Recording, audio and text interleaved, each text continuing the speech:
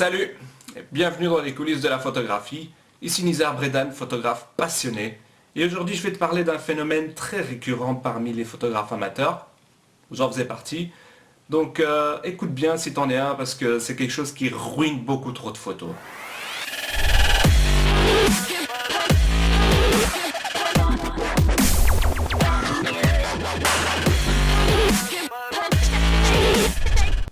Donc c'est quoi ce phénomène qui vient bousiller les photos quand on est amateur? C'est simple à comprendre en fait. Quand on est débutant en photographie, par définition, on fait des trucs amateurs. Et un des trucs principaux de ce que donne un effet amateur, c'est quand on fait trop d'effets. Donc il faut arrêter de faire trop d'effets. Donc j'ai décidé de te montrer des tout vieux exemples à moi qui sont assez bien ratés et qui illustrent très bien mon propos. Donc c'est parti. Voilà, on commence avec cette photo qui est bien dégueu. Hein, regarde ça, c'est juste horrible en fait, les arbres, il n'y a aucun détail dans les arbres, c'est tout du noir. Tu vois, on regarde comme ça, oui, il y a un effet formidable, mais franchement, c'est juste trop. Hein, quand tu prends l'habitude, hein, avec plus on acquiert de l'expérience, ça se sent que c'est dégueu en fait. Regarde ici le ciel sous ce grain dégueulasse de la photo est tacheté de partout. Les contours ici qui sont vraiment pas maîtrisés, on sent bien. Voilà, sans parler de la composition qui est pas terrible. Donc vraiment c'est juste trop. Ça c'est vraiment un bon exemple, c'est juste trop quoi. Trop d'effets. Donc cette photo, c'est un très bel exemple comme quoi une photo ratée ne se rattrape pas avec des effets. Et donc là, regarde ici, quoi, c'est tout flou là, c'est pas flou. En fait, c'est en plus un panorama qui est raté. Trop d'effets, trop les ombres, enfin, juste trop d'HDR quoi. HDR à outrance, faut arrêter ça quoi. Et encore pire. Alors s'il y a bien un truc à ne pas faire la nuit, c'est un HDR quoi. C'est le truc qui ruine tout ce qu'il y a de beau dans une photo de nuit quoi. Et donc voilà, pareil, HDR la nuit, non quoi, non, faut pas faire ça quoi. Faut pas faire ça. Donc là je vais te montrer plutôt des exemples, pareil, tout vieux aussi, assez pourri, mais que j'ai retravaillé différemment récemment.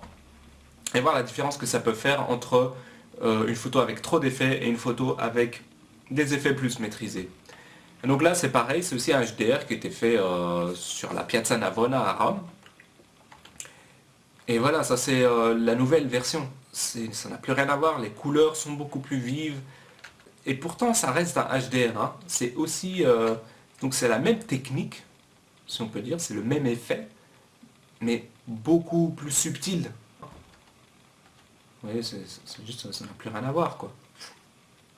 Donc vachement plus maîtrisé. Alors là pareil, c'est une toute vieille photo dont j'étais vraiment très fier à l'époque. Mais je l'ai un peu foutu en l'air avec la manière dont je l'ai travaillé. Donc là pareil, trop de contraste, trop de couleurs. Et là je l'ai retravaillé plusieurs années après. On voit il y a quand même beaucoup plus de détails dans le ciel. Hein, les couleurs sont plus subtiles. Alors que là, mais regarde ça quoi. Tu sais, on est dans le noir total ici, puis ici des vieux grains, trop de couleurs, enfin bref. J'en ai fait trop aussi là. Et là, c'est quand même beaucoup plus agréable à regarder, je trouve. Voilà, un autre exemple en HDR à Rome. Le ciel s'y prêtait vraiment bien, évidemment. Un ciel pareil en HDR, évidemment, ça ressort. Mais là, c'est juste que ça ressort, mais de trop, quoi.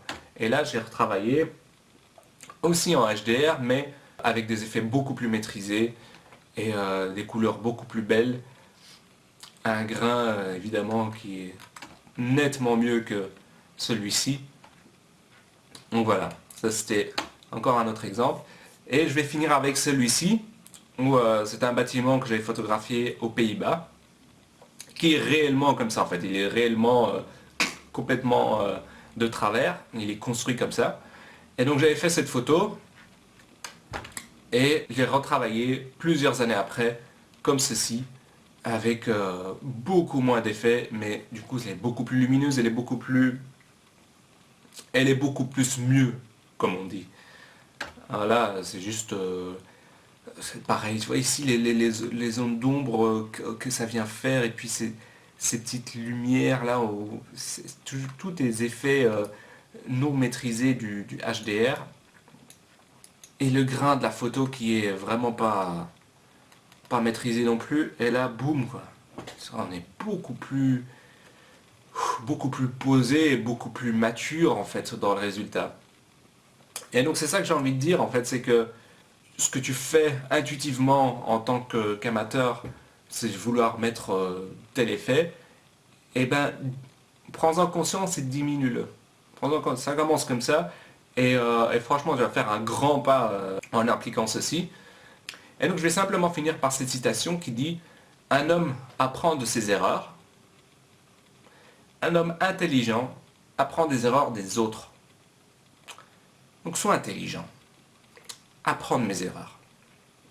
Je m'étais mis nu à toi, métaphoriquement bien sûr, pour que tu vois toutes les erreurs que j'avais faites quand j'étais vraiment amateur, et donc tu as quand même pu voir comment une photo avec trop d'effets, avec tout ce qu'il y a de subjectif autour, mais malgré ça, quand les effets sont beaucoup plus maîtrisés, eh ben, le résultat est beaucoup plus pro qu'une photo avec trop d'effets. Donc c'est parti, je fais confiance à toi, diminue tes effets, et poste-nous même des exemples, si tu as repris des vieilles photos que tu as retravaillées.